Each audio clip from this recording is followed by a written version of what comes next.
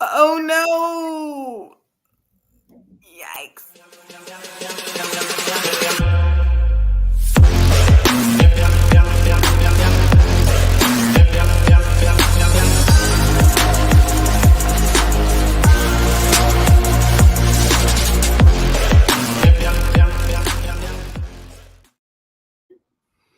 Well. Good evening and salutations, lumberjack faithful out there in the abyss. And welcome to Pardon Me, Alex, the show with two girls who are trying really hard to be positive about this season. Especially since my cat's literally putting his butt in my face right now. Hello. He knows that you're not pleased about what we're about to discuss. He's like, here I am. Here I am. This is my therapy cat for anyone who's wondering. And anytime that he can tell I'm sad or stressed or not feeling well, here he is. Here he is. Yeah, so we're going to try and make this one a quick one. Obviously, as you could tell from the title, we're going to talk about both of the games that we recently played on this road trip. There's two more games of the 4-game road trip. We're going to talk about the first two, which were versus Seattle and Utah Valley. Yeah. One little piece of, I guess, happiness and smiles is today's Jelani's birthday. So happy birthday, Jelani. Happy birthday, Jelani. We heart you very mucho. And I hope you're having a wonderful birthday day pregame. And I hope tomorrow you absolutely whoop CBU's butt, considering that's the team that you transferred from. So you gotta see this. Oh. He's leaning on the armrest with his front arms. Oh my God. Jesus, Pete.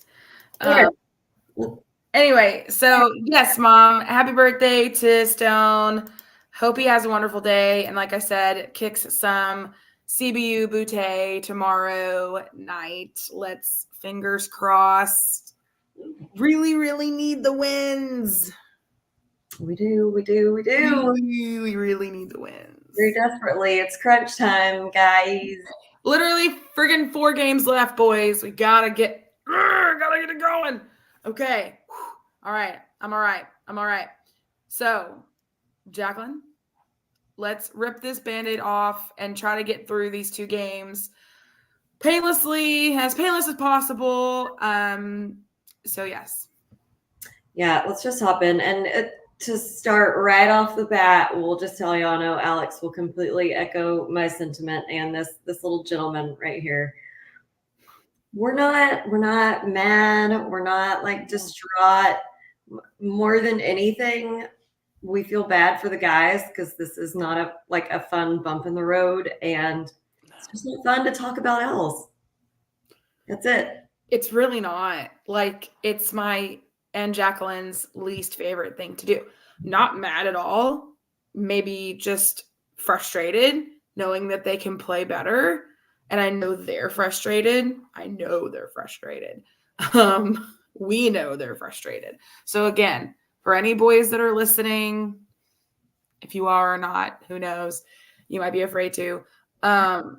We're not going to sit here and do a 1-hour bashing party, because that's just, what good will that do?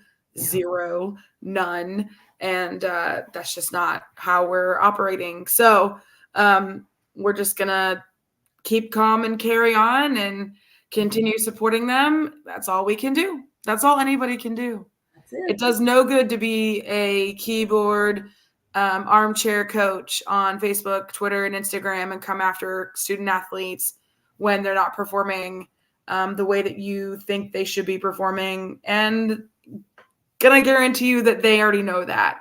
They know that they're not performing, or the coaches know that they're not doing well. You don't have to tell them. They know. They're aware. Do you think they like losing? Yeah. They hate it worse than any of us. I guarantee you that. Bingo.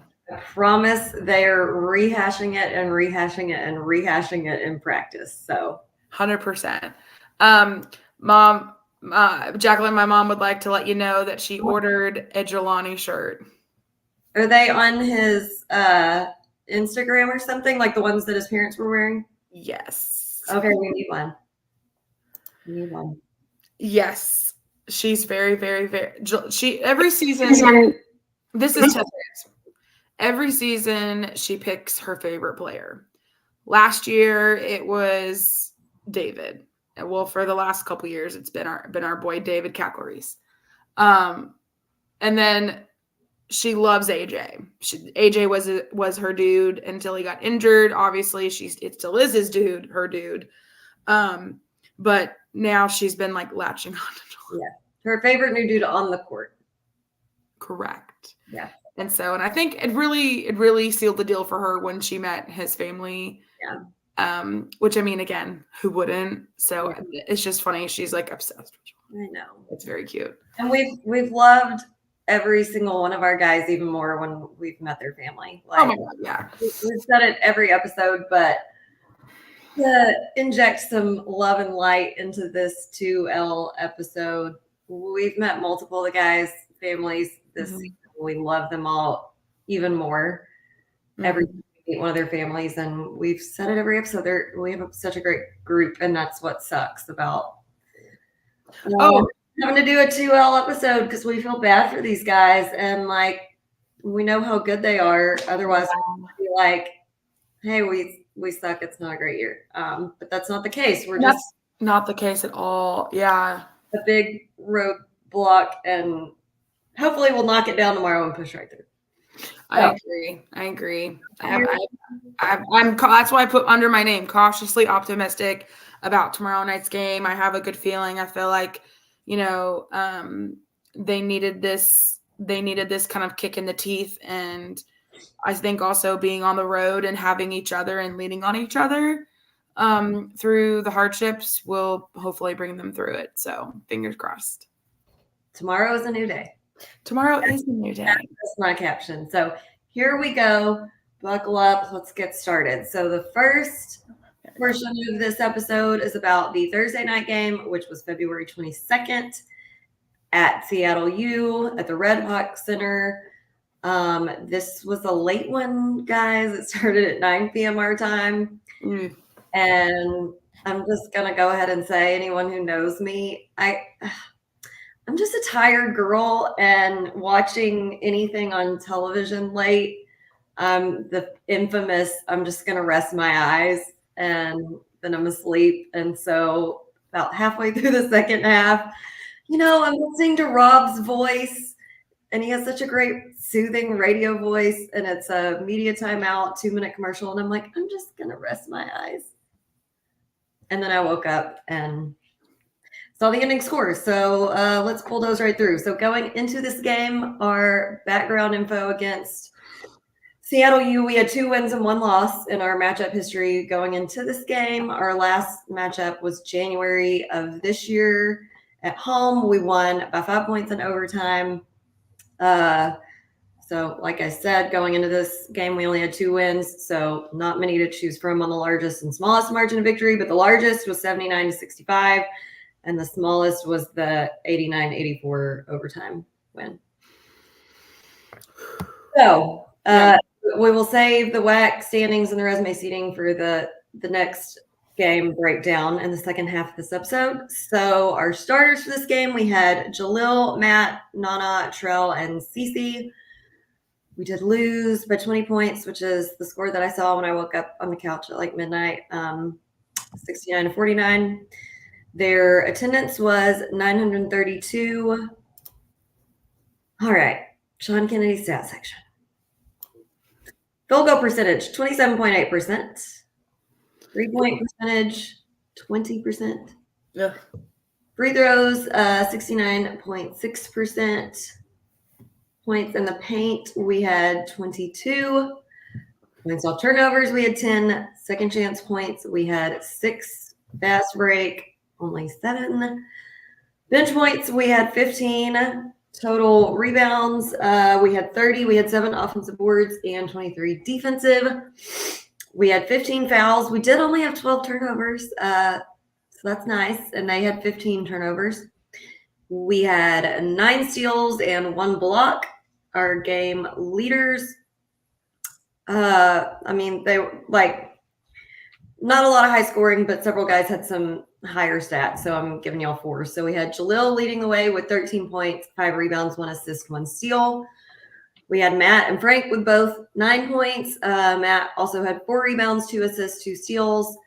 Frank had 3 rebounds and 1 steal. Then we had Nana with 7 points, but leading the way on rebounds with 6 and also had 1 steal. So, player of the game for this game, I think Alex and I both went with the same boat on this one. Jaleel leading the way in scoring, almost leading in rebounds, an assist, a steal. He was all over the place. He had a good game. Yeah, no, I agree 100%. Honestly, he was the biggest playmaker in this game. Yeah. The only person who rebounded more than Jaleel was Nana. So it was just, my God, this game was just not a friendly game to us. It started off good. Started off pretty darn good, actually, and then just kind of went downhill from there. But yeah, so definitely Jaleel, player of the game. We can move right into the strengths that we have. I want to give my Robisms. Your Robs, yeah, I'm sorry, I forgot. Yes, go ahead. So I do have quite a few gems on both of these games from Rob. So on one of the plays, they dunked on us backdoor. Not even gonna say who was guarding this person, but it was funny. What Rob said. He said, "And a dunk." Coach has been telling them the last few days that was going to happen. Apparently, blank was busy when they relayed that information. Oh, God. Okay, then he says, Jax, quite frankly, challenged offensively with this lineup on the floor. Again, won't say what lineup it was. Doesn't matter. It was just funny. Okay, we did make several I made several comments in our Alex and I's group text with several other people about how small this gym was. Literally, I went to a 1A school back when Texas only went up to 5A. So 1A, there was 2 divisions. There was small 1A and large 1A, and we were small 1A back then. Pretty sure this was about the same size as Douglas High School gym. Anywho. Yeah. So at one point, the ball rolls out of bounds and it goes rolling down this hallway on the baseline. And Rob says, "Ball rolled out of the gym. Not hard to do in a cracker box here." Oh, that's so. Oh my God. And then, oh gosh, this one, and anybody who's listening to this should know that none of us are laughing at what happened. It's just the way that it has to be addressed, because when a player gets injured on the floor, of course, anyone who's listening, especially on the radio, they want to know what it is. What right. Was it? A wrist, an ankle, a knee? What's going on? And the commentators, in this case, Rob, they're trying to do their best to give you a description of what's happening. And sometimes it's a little awkward to explain what happened. What happened was, yeah. So Jalil's obviously, not out of the game injured, but he's a little in pain, and Rob's trying to decipher what's going on, and then realizes what it is, but there's only so many ways you can say this. So he's trying to kill time, not sure what's happening, XYZ, yada, yada, yada. Then he's like, his issue is he got hit where he doesn't like to get hit. Where no man ever likes to get hit. Just funny because I hate that happened to Jalil, because I can only imagine how painful that is, but it's just funny when you're the commentator and it's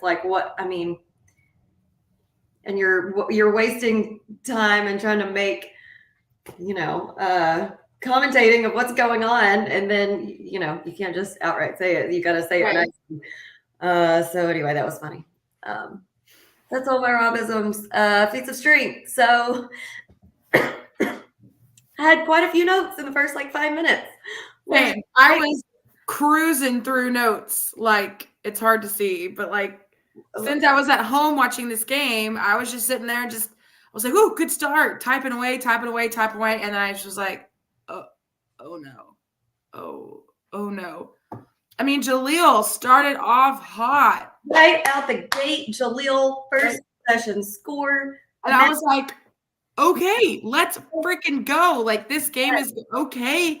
We came to freaking play." I mean, and then Matt stealed possession. Jelani made a really great reverse down low. Then, I mean, this is pretty much these few notes I have are in the first 5 minutes. Yeah. It hits a three that looked really great. Jaleel dunks it. Jaleel steals and makes a fast break, coast to coast. Coast to coast fast break by Jaleel was insane. And I'm sitting there oh my God, I'm yelling at my parents, oh yeah, let's go. We're about to run an absolute train on these people. Let's go. And then Matt loses his shoe. And literally from then on, it's what happened? It's it just completely fucked up the rhythm. I don't know. I will say Frank made 2 threes. He made he made 1 3, then he made a shot clock 3. Yeah. Clayton had some good moves on defense, drawing travels. I mean, the 2-hand slam by Jaleel. Cece had just an absolute out of bounds crazy rebound where he jumped over 25 people, it felt like, to get this rebound. Just insane. Yeah, the threes from Frank, Trell with a pull-up J. Oh, that fadeaway jumper was beautiful. I had so many great notes on Frank, on Jaleel, layups, the coast to coast, like you mentioned, and then it literally just started going downhill from there. Oh no! Yeah, it was the best first 5 minutes of a game we've had in a long time, all season, probably. And then I don't know what happened after that. Yeah, our ass was on fire the first 5 minutes or so, and then it just really tapered off, and I really can't put a finger on it. I mean, I joked about Matt losing his shoe and then them not stopping for him to put his shoe back on, but I don't know if that would really honestly was the catalyst of the loss of tempo. But it's something, I don't know, something it was coincidental timing, if nothing else, For sure. Oh yeah. It was just strange. It was when they got the game started, they were, like I said, asses on fire, and then just all of a sudden, just a flip switch, and it just completely turned around into a very negative space for the Lumberjacks, and it was just, again, we let ourselves go into a hole and couldn't dig ourselves out at all. And so it was very, very frustrating game to watch, for sure. Yeah. You got any more feats of strength? Are you ready for Yeah, no, that was really, I mean, let's see. Do I have any more? 2-hand slam. Nope, that was it. Okay, same. All right, y'all know what's next. With the airing of grievances. I got a lot of problems with you people. Now you're going to hear about it. All right, Matt Postins. He was hitting a place in which a gentleman doesn't appreciate, is what you're saying. Yes, exactly. But yeah, that is a not fun experience for anyone, especially him, but also not for the commentator when. Yeah. We're trying to let everyone know it really sucked, but give him a few minutes and he'll be back in there. Yeah. So like I was mentioning earlier in grievances, I joke because of the losing the shoe, and we left a guy open because of that for a 3, and he made it and he sunk it. And I was just really upset because I honestly thought, oh my God, if someone lost a shoe, do they not like stop play? Sometimes is it subjective? Like it's not an automatic stoppage of play? I guess not. I think it's like rules wise subjective, especially on the timing and stuff, but I feel like most refs would stop. But yeah, I was just really kind of frustrated with that. And so because of that, because Matt had to fix his shoe, which you have to fix your shoe and put your shoe back on, there was a guy open, and then that led to an open 3, and then right in a row, multiple 3s in a row, and then we just started fouling at the 3 again too.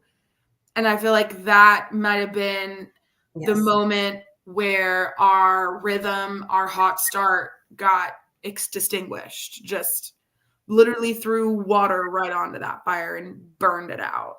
Yeah, I'm glad you said that about fouling on the 3 because that was literally my first grievance, and I feel like we've done it several times lately, and I know we did it at least a couple of times in this game. That is just literally like one of the cardinal sins of basketball is not to foul on the 3. Or at the very least, make sure they don't make it. I feel like every time that we fouled on a 3 lately, like they still make it. They either still make it or they end up making enough of the 3 free throws they get to still make it worth like a full possession. Right. Yeah.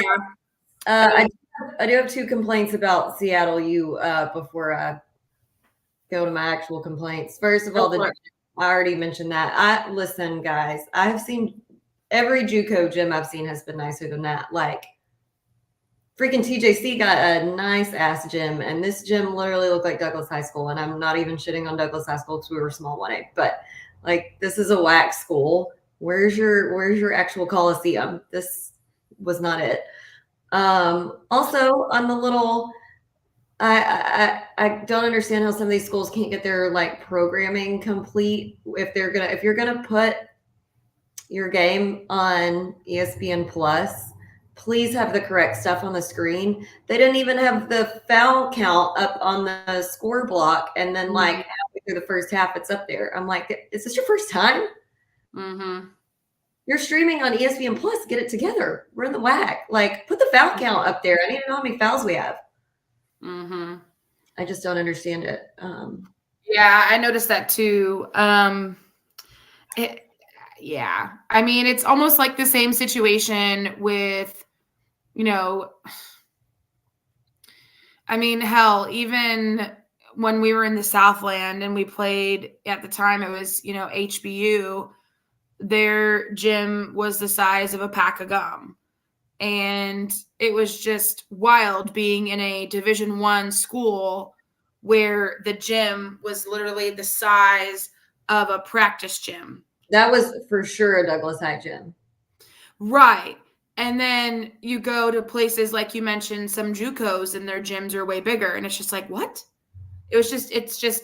It's very topsy-turvy and confusing. And again, it's not a huge, we're not trying to make fun of Seattle U or anything. Maybe they are working on getting a bigger gym. And, again, we know it takes funding and money, as we well know completely. It's just kind of wild is all. It is really wild considering SFAs had the Coliseum we've had since the 70s. Like, I make it make sense. Right. And man, oh man, back to the grievances for this game specifically. I don't know where and how in the world, in life, and Jesus, where we at one point were one of the best, if not the best, offensive rebounding team in the WAC. I don't know, because our offensive rebounds seemingly seem low every single game. I just don't. I mean, either we are well and above everybody else in the WAC, which would be shocking, considering we only had 7 this game. I mean, we didn't have a lot of rebounds total at all. I mean, we did, but most of them were defensive. But anyway, couldn't get an offensive rebound to save our life. Just the crazy aspect of these games lately has just been our shooting is just wildly off. Yeah. I don't have any sort of reason, both hands up, in what to pinpoint as to why. Just all of a sudden, our shooting, our accuracy is just in the toilet. Yeah, on that note, one of my biggest grievances, and like we said on the last loss, you got to score the most points to win, and one field goal in 6 minutes will not do. That will not do. No, it won't. One field goal in almost half of a half will not do it, friends. That's not going to put enough points on the board. No, I mean, and Cameron Tyson was just literally taking us to the woodshed. He had 27 points. 5 threes. He was at his game average right out of halftime. One basket out of halftime, he was at his game average. And that's just not. That's when I was like, all right, why do all these players keep having their like career high game against us? I know. If they choose any other game to go off, I don't understand. And again, here's the thing. I know Seattle U is surging right now. I mean, they're playing better than us. They have a better record than us at this time when we played them last week. Like, I get that. They're 11-6 currently right now. Overall 18-10. They're doing well in the WAC. They're in third place currently. And they've already shored up their road to the WAC Vegas. So, I mean, it's just a very frustrating situation when you know for a fact that these teams can be beaten. We've seen it happen, and then we just struggle in every capacity of the game and every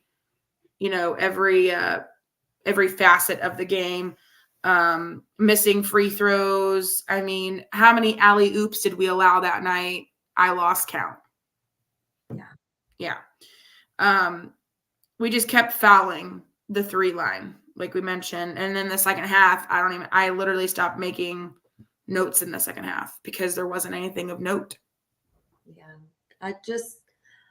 I'm not saying I know the solution. I'm just saying, I'll say it again, one field goal in 6 minutes just will not do. And I don't know if I need to go out and try to do a rain dance to cure this scoring drought, but whatever helps, I'll do it. I mean, I even had my sage candle burning. I had some crystals out. I was doing my best to give all the vibes possible. So you were doing your part. You were. I was doing what I could.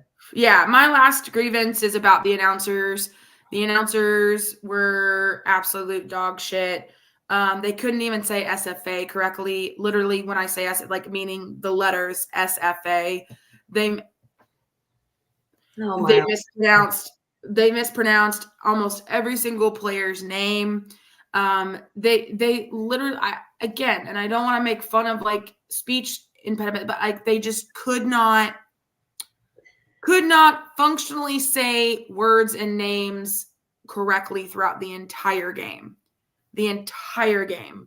And I'm just sitting here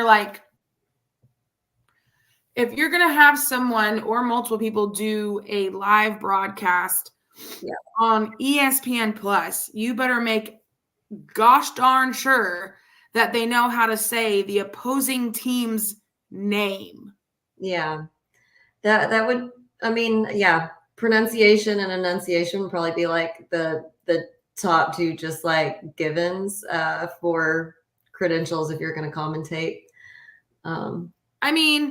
At least. Yeah. At its bare effing minimum, you got to be able to say the team's name.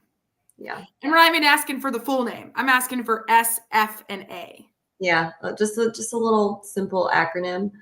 I do have one defensive complaint, and I'm positive I said this in one of the last games. I just can't remember which one it was.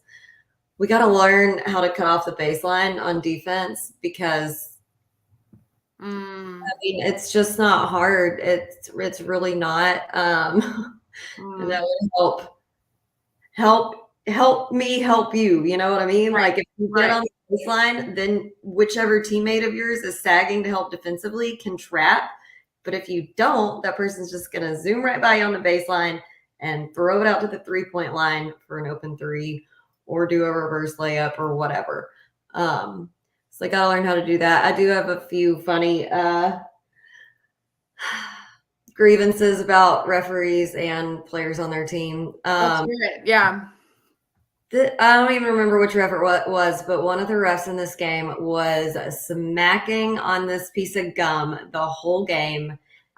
So gross. Like, first of all, I don't think this man could chew gum and walk at the same time, but chewing gum and reffing really was just not going to work for him. And then he was literally smacking on it as the camera zooming in on his face. And I'm like, someone please tell him to throw this gum out. Oh God. Just not a good look. I don't remember exactly what happened on this play, but I made a note, shut up, Kobe Williamson. I think he was like grabbing to the ref a lot, and I really did not like that. And then this other guy on their team, I'm not going to shame anybody for their looks because, like, do you boo? But I just think this guy had too many things going on at once. Okay, let me count them off for you. He was a ginger with a curly mullet and a porn stash. Brother, I feel like you got to pick one of those three. Like, I just don't know if you can do all three. It was a lot. It was a lot going on. Here's the thing. And Jacqueline knows this about me, so I mean, I don't hate it. Do I think he can pull it off specifically? Unsure. But that combo together, I don't mind it. The porn stash? Yeah. Real? Oh, no. Yeah. I mean, listen, I'm cool with gingers. No hate on gingers. Like, half my cousins are ginger. I mean, half my families are my gingers as well. I'm just saying, that's unique enough. And then you got the right. No, yeah. Again, I don't know if he has the swag to pull off all of those things. I also think he's Australian, which doesn't really matter whether he's Australian, but that may just be like a thing. I don't know.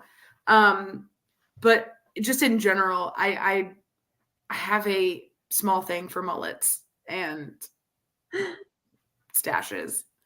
I don't know. Just facial hair in general. But I don't know. There are some guys that can rock a mullet and a porn stash, and I'm just like, hello. But it was not this fella. He had two yeah. I mean, things going on at once. It was a lot. Yeah. No, I get it. If my nephew, who is a full ass ginger as well, came out with a mullet, a porn stash, and a curly mullet at that, I'd be like, son, I love you till the freaking cows come home, but this ain't doing it for you. It's like he was choosing every hipster trend possible and putting them all together. Just a lot for me. Man. Again, but at the same time, I have to applaud his confidence in himself to try and rock that style. Which, I mean, if he's Australian, I guess that makes sense because I feel like they're very like they're all, I mean, whatever, stereotypes for everything. But on a whole, I think they're very laid back, easy breezy, confident people. And I can say that because I've been there and I know a few. But anyway, all right. Ready for number 2? Yeah.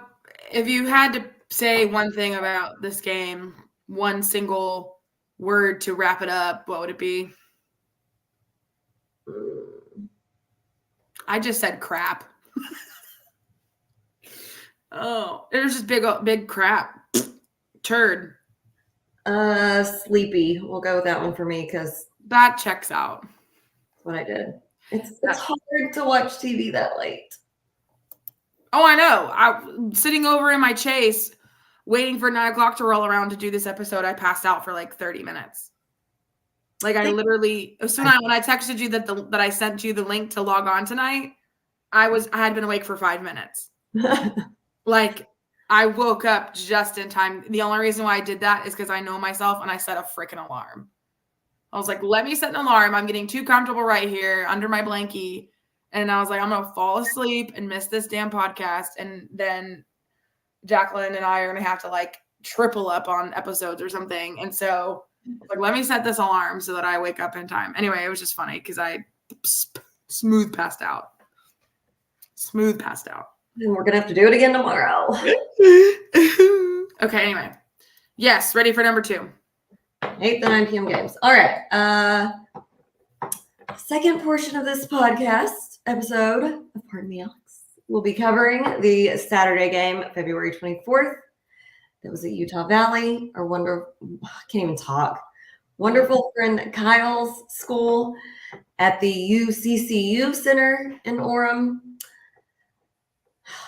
See, that was a tongue twister of an acronym, and I said it, so I don't know why they were having trouble with SFA. But anywho, going into the game against Utah Valley, our matchup history was 2 wins and 1 loss. Our last matchup was not that long ago, February 1st, beginning of this month. And we did win 77-72 at home. Again, we only had 2 wins going into this game, so toss up between largest and smallest margin of victory. The largest was we beat them 78-59. And then the smallest was the win in February where we won by 5 points. All right, my dear, would you like to catch us up in the WAC standing and the resume seating? I really wouldn't, but I have to. So regular standings, not great. It seems just like yesterday in the regular standings, we were in the 2nd spot behind Grand Canyon. But oh, how the mighty have fallen. Because now we are in, like, count off for you, 1, 2, 3, 4, 5, 6, 7th place in the regular WAC standings in a 3-way tie. Well, I guess it might be a 3-way tie for 6th place. Let's say that.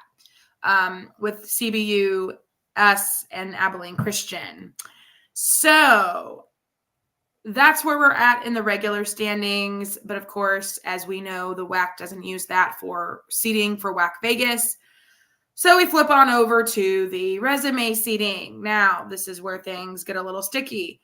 The last update for this was on the 25th, which was 3 days ago. Obviously, there hasn't been any games as of yet, so nothing has happened currently. So this is where we're at with no pending changes. Tomorrow night, things will change, I'm sure. So at the moment, Grand Canyon, Tarleton State, Seattle U are already in WAC Vegas. They've clinched a berth. They're in. From that, those are 3 seats. There's only 8 teams going, so 5 more teams get the chance. In the 4th seat so far is UT Arlington. Number 5 is Utah Valley. And coming in at number 6 is us with negative 2.29 WAC points.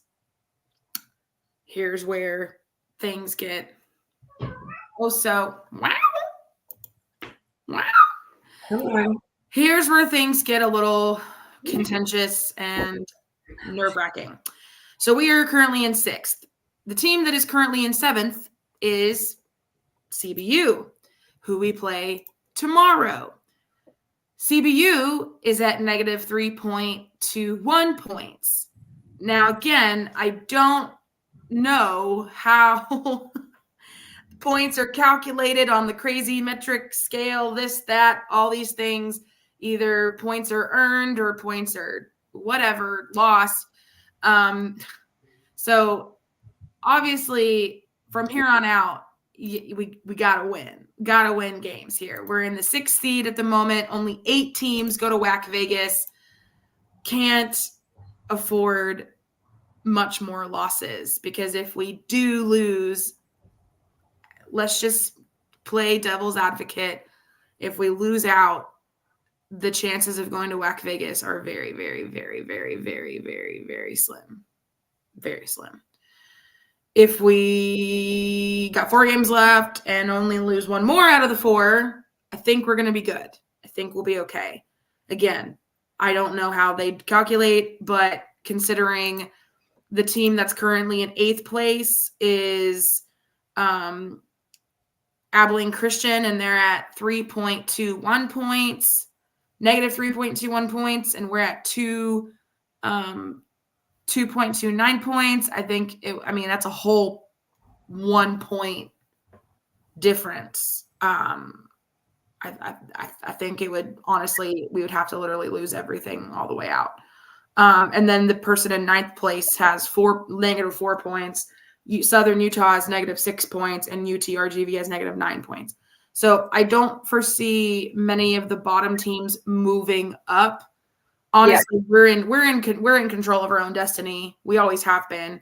So as long as we either win out or win the next 3 out of 4, I think we'll be okay. Again, this is not science. This is me just taking a stab at this. Yes, Melvin, time for some W's. Yeah.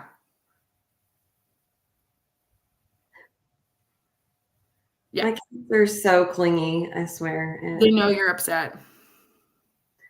They're giving the support right now.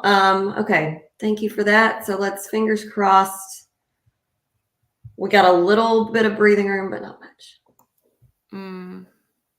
Mm-hmm. Now they both want them up at the same time. There's not room. All right. Yeah. Got to launch into this game. We got, for the Utah Valley game, our starting lineup was Nana, Trell, Jalil, Matt, and Cece. We did lose 71-62. The attendance there at Utah Valley was 2,357. Sean Kennedy stat section. They were mostly looking a little better. Still not great, but hey, onwards and upwards. Field goal percentage was 38.9%. 3-point percentage was 33.3%. Our free throw percentage was at 100, but that is because Nana was 6 of 6, Matt was 2 of 2, Frank was 2 of 2. That's it. We had 12. That's it. So, oh, and Trell. Sorry, I was like, that does not add up to 12. So Trell, Matt, and Frank were 2 for 2. Nana was 6 of 6. Amazing. Love to see it. Daryl says the regular season record top 8 gets in. Then the field is seeded according to the records. I don't know how this works, Daryl. I don't know. I thought it just went by the WAC resume seeding. Well, and if that's the case, then we are even in worse position than I thought. I legit thought it was just based off the freaking resume seating. That's why I didn't give a crap about where we were in the standings. But I don't know how this works, clearly. Okay. Maybe if we didn't have 2 freaking systems, then I wouldn't be confused. That does not make sense. I just never paid enough attention to it. And honestly, we've never been this close of not making it. So I haven't had to. Cool. Okay. Well, full steam ahead. Yeah.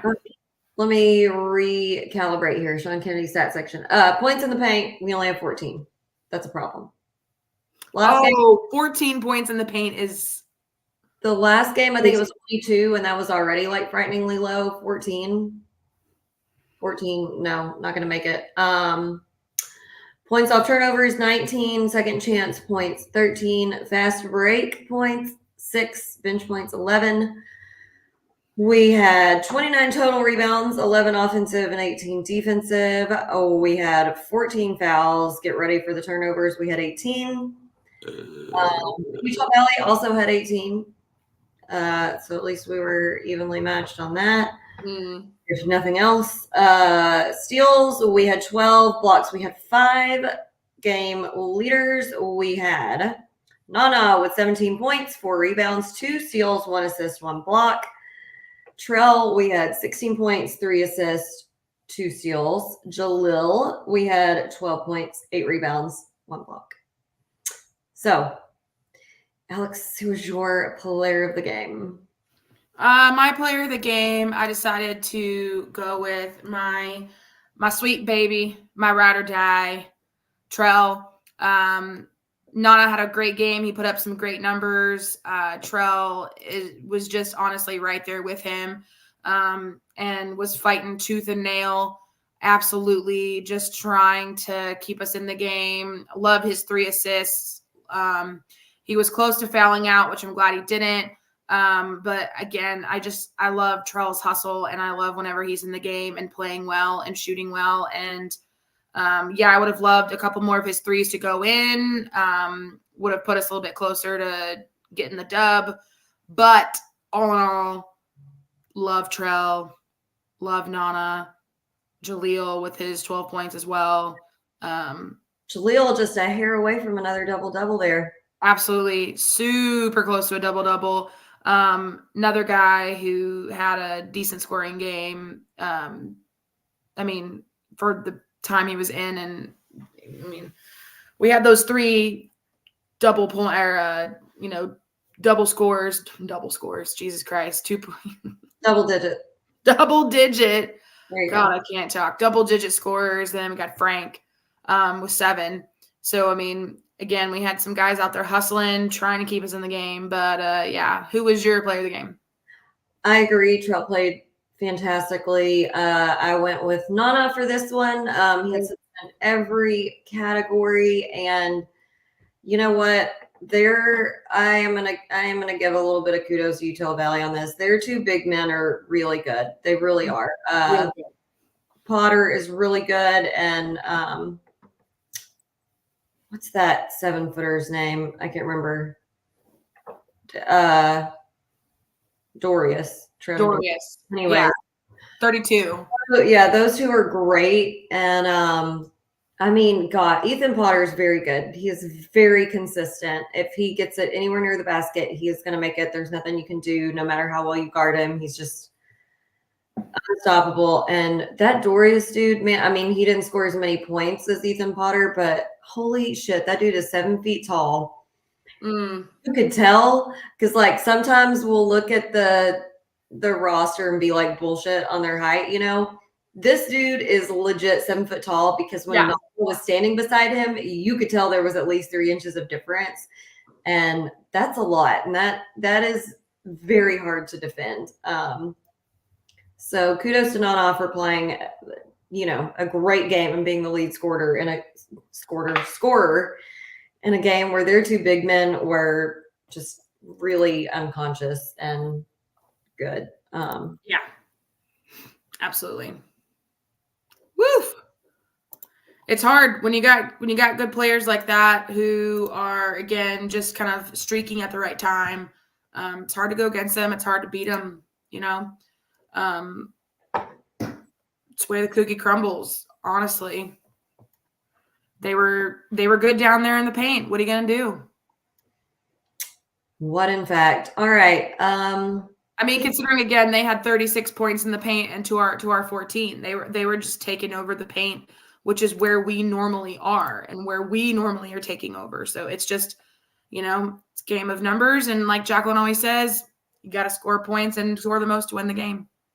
And we just, you know, just didn't have it this game either. We did not, but let's take a moment to breathe in for 4, hold for 4, breathe out for 4. Okay.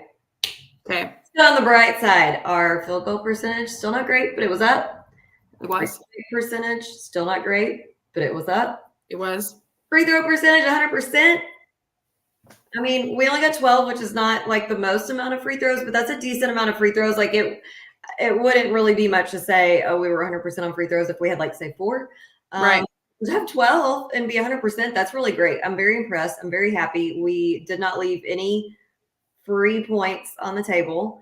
So amen for that. I feel like that is, if we can hold on to that, that is going to come in handy later on, because out of the last couple of losses we've had, there were several that were just within a few points, and we left at least like 10 free throws on the table. So right. Let's keep that going.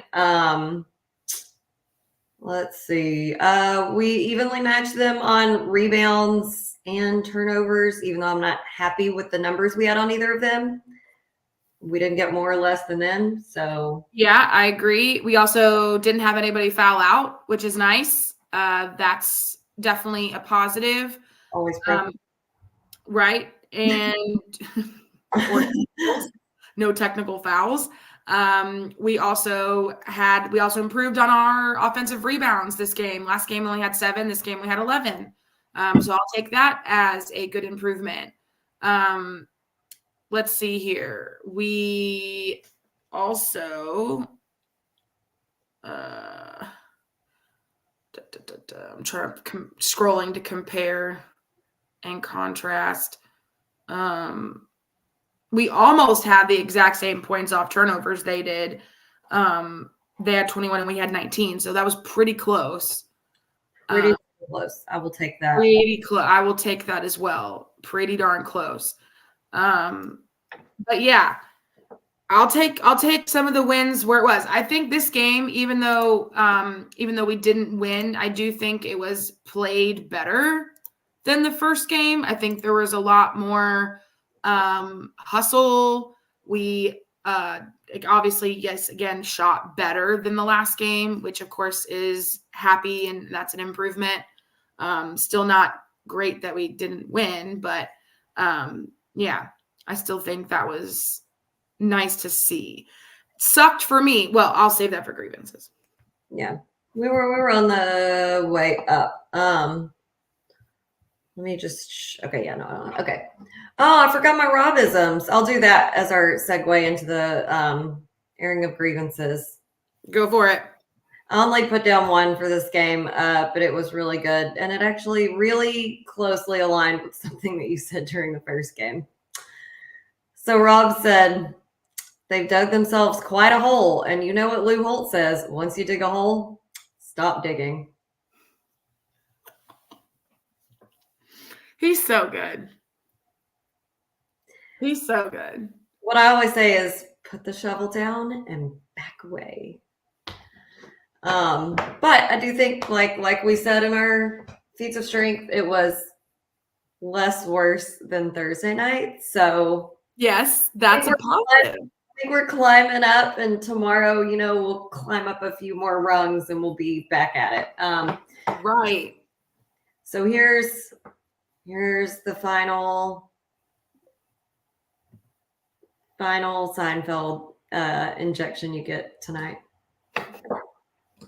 With the airing of grievances. I got a lot of problems with you people. Now you're going to hear about it. You. Getting real tired of these 9:00 games. This one wasn't, but the next game is. Yeah. My biggest grievance is not being able to watch the game. So this game I had to work at the brewery during the game. Again, that's usually not a big problem because we have TVs now all over the brewery. And while I'm behind the bar, I can watch the TV in front of me, especially if it's not super busy. Well, this day was an absolute wild day at the brewery. It was probably the busiest day we've had in 5 months. All happened on this one day. And on top of that, it was literally the line was out the door into the beer garden. If you've gone to the brewery, you know what I'm talking about. Into the beer garden and to the pizza kitchen for 4 hours. So I couldn't watch the game because on top of that crazy line, our internet was malfunctioning. So I had to turn off all the TVs. Suddenlink Optimum over there at the brewery. Is that what it is? Pretty sure. Okay. Yeah. I had to turn all the TVs off to lessen the streaming Wi-Fi pool output. That didn't work. So literally, in order for us to make any money, I had to turn my hotspot on my phone and hook up 4 different point of sale terminals to my phone in order for us to tab people out and create tabs. So I couldn't even watch the game on my phone. Yeah, I mean, again, not like it was a huge upset win, and I was just pissed off that I couldn't watch it. I couldn't watch it live, and it stunk. But it's not the end of the world. It was just very frustrating that I couldn't watch it, or at least like glance up every couple minutes to like see how we're doing. Anyway. Melvin, turnovers and not defending the three is most of the issue. We correct that. We're okay. I think that and scoring would be really helpful. Yeah, putting some points on the board would be really helpful. But yeah, I think we've been on a little bit of a scoring drought lately. Don't know why. Accuracy is just. So hopefully Stella can get her groove back or whatever. Nice reference. You're doing a lot of like pop culture references tonight, and I'm very proud of you. I just had a housewife reference that is so good. I know it does not appeal to our audience at all, and even Alex is probably not gonna get it. But when you were just saying how we're doing, and there's a very infamous Real Housewives of New York City moment where someone says, "How are you doing?" and this woman says, "Not well, bitch. Not well." I don't know that's great. I don't know what that is, but I love the quote. I will definitely find the clip and send it to you. I love the quote. I think that's pretty much spot on to how we're doing currently. Not well, bitch. Not well. But tomorrow is a new day. Tomorrow is a new day. Cautiously optimistic. Cautiously optimistic. I am also... So this is funny. I have to give a quick little, this is not a grievance, by the way. Tomorrow at trivia, since I'll be able to go to trivia for the first time in like a month because basketball is away. And not 9 o'clock. Yeah, exactly. So I'll be able to go to trivia, and the intermission round is about African countries. So I've literally been studying and quizzing myself on African countries for the past 4 days. So now I can, with 100% confidence, tell you exactly where Ghana is. So Nana from Ghana, I know. Yeah. I know where you're from. I can point it out on the map. I can't tell you what the capital is, but I can sure as shit tell you where it's at. Can you point out Tunisia? I can because of you. And you remember the capital. It's really easy. Oh, hold on. Tunis? No. You're very close. Yeah, like it has like Tunisia kind of sounding. Tunis. Huh? Tunis, yeah. Okay, I was like, it's... See, okay, the Northern African countries I have down packed, and most of the capital is down packed. Thank God this is not about, the quiz isn't about capitals, because I'd be out. But if it was just Northern Africa countries with capitals, I'd be fine. I mean, Algiers, like that's got that one. Morocco, like it's like Beirut or something, Beirut, something like that. Got that. Cairo, Egypt, got that. Anyway, everything else, I knew Mogadishu. That's just such a fun name, I feel like. I don't know why. I just love it. The literal worst. Again, if anybody's from Somalia, no offense, but legitimately, Somalia is one of the worst. Pirates. Mogadishu is not the best fucking city ever. It is so bad. It's such a fun name. I don't know. It's a great name, but holy crap, is it a dangerous city? I would probably still go there, but... Ma'am, no. No, because you will get taken by pirates. No. I certainly don't want to be taken. No. Tunisia is about as good as you're going to get, babe. No. Oh, what grievances do we have on this game? We lost. That's my grievance. Same, I think. I don't even want to get more specific. Let's see.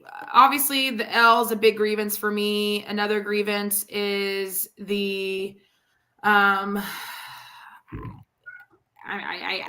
don't love the amount of turnovers or the amount of fouls. We've had worse, but I mean, it's not like they did any better on turnovers. We matched them. But I think the main thing that really, really, really irks me was the fast break points and the points in the paint. They had the 36 and we had 14 points in the paint. That's just abysmal from us, honestly. I don't think I've seen that low of a number points in the paint wise in it's been a while. Yeah. It's been a while. Not good. I think those were like my two main grievances. Other than God dog, I really hate. I mean, you got CC in playing for 18 minutes, no points whatsoever. Another player that needs to play more is Jelani and Miles. I mean, I know they played Jelani 11 minutes, scored 2 points. Like we've seen Jelani when he gets let loose in the game, he plays great defense under the basket. He's so great at blocking out and boxing out. And Miles, he just needs more time. He's so dangerous when you give the kid more time to get comfortable in the game. He is probably one of the most athletic people on our team other than maybe CC. I agree. And he only played 4 minutes and he scored 2 points. And could you imagine if they left him in longer? Anything that puts some more points on the board is great idea. Whatever it is, let's do it. I agree. But yeah, those are my main like issues is just the amount of time some of these players are getting in the game for is just not really, we got to change something, got to switch something up here. So whatever that needs to be, it needs to be. I agree. I would also like to point out that I'm getting some of these. I would just like to point out that I'm even getting these tiny countries off the fuck. Oh shit! No, I messed up. That was the Michael Scott no. No, man, it messed up my map. Okay, some of these countries, these tiny little countries, and you can't see them, but there's like all these tiny little countries that are islands off in the cup. I'm getting them right, baby. Anyway, okay. I'm very proud of you. Okay, countries. I will end on one last good note because I forgot to specifically mention this in my feats of strength whenever I was talking about Nana for my player of the game. But yeah, as we said, Utah Valley has 2 really great post players. One of them 3 inches taller than Nana, which is very abnormal. Right. And Nana really adapted this game. He made 3 3-pointers. You know, if you're going up against a guy that's quite a bit taller than you in the lane and you can shoot a 3, come on out here, bud. Guess what country just popped up? Ghana. Nana from Ghana. Love it. I love when our big guys take a 3 and make it. It just gives me so much joy and happiness. Yeah, I do too. Yeah, I agree. It's just hilarious. I love it. All right, Jacqueline. So any more? Mm-mm.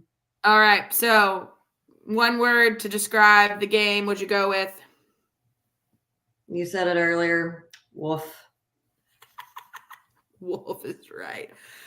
Let's see. I went with I just put a little hyphen in the middle here. Just oh no. Oh no. Mainly it's just because again, it was a game that was easily winnable, but we dug ourselves into the hole that could not come out. We played better, just not enough to get out of the hole, unfortunately. We tried. We tried. Frustrating. It's just frustrating. All right. Well, that's about it for this episode of Pardon Me, Alex. We've talked enough about the L's. We're ready for that brand new day tomorrow. We're ready for new opportunities, and we are both cautiously optimistic for tomorrow's basketball games. Game. I would like to give a shout out to the girls for clinching their berth to WAC Vegas. So good job, Lady Jacks. Very proud of y'all. We will see you in Vegas. Let's get it going. So quick shout out to them. But yeah, so we just need to keep on trucking. The fat lady has not sung yet. There are 4 games left in the season. All 4 are winnable games. I mean, yes, one of them is GCU, but we've already played them this season and we almost won. So they are beatable. Other teams have beat them this season. So it's not like they're untouchable. They are beatable. So 4 games left this season. 3 out of the 4 easily winnable. The GCU game is winnable, just not as, to be honest. But anyway, we just have to finish strong. That there's just no ifs, ands, or buts about it. Got to finish strong and finish on a high note as well. Yes, absolutely. Tomorrow, everybody take your afternoon cat nap because this game isn't gonna tip off till 9 p.m. Yay! Yay! Don't rush. I have no idea what my cats are doing right now. Don't rest your eyes during the media timeout like I do, or the golden voice of the Jacks will just lull you right to sleep. Oh man. Yeah, don't do that. Take a long nap tomorrow afternoon so that way you're nice and fresh as a daisy for the night game. You're gonna have to. You're gonna have to. Oh man. All right, y'all. Again, thank you so much for listening. I know that probably wasn't the easiest to listen to. Talking about losses never is. It's not fun for us, nor is it fun, I'm sure, for the Jacks. So we hope you have a wonderful night. It is a little chilly out. It was cold and blustery all day today. So stay warm. We hope you have a wonderful day tomorrow. And fingers crossed, wear your purple, cheer on your Jacks to victory tomorrow night from wherever you're at. Please don't give up on them. We haven't. And just stick with it. We're almost there. I can feel it. We're going to break through this crazy adversity challenge that we're going through right now. So we love you. And in how many days will we be in WAC? 14 days. I'm so behind. I'm so behind. But anyway, we love you guys. And we hope you have a fantastic night. And as always, Axe M. Jacks. With Alex and Jax.